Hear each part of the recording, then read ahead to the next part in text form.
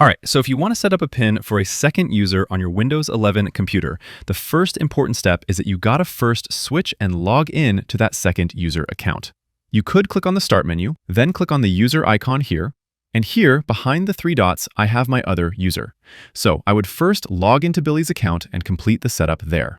I'm not going to do it right now, since that would cut my screen recording, but step one is log into the account you're trying to create the PIN for. Now, let's pretend I completed that step and I'm in Billy's account.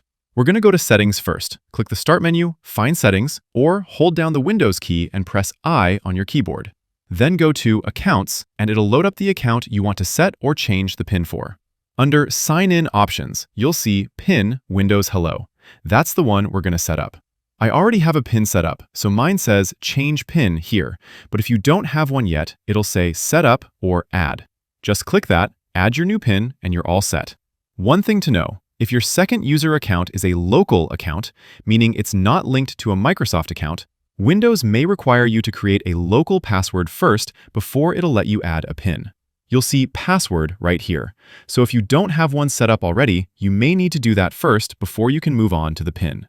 And that's how you add a PIN for your second user account on Windows 11. Click that like button if this video helped and subscribe for more. Thanks all.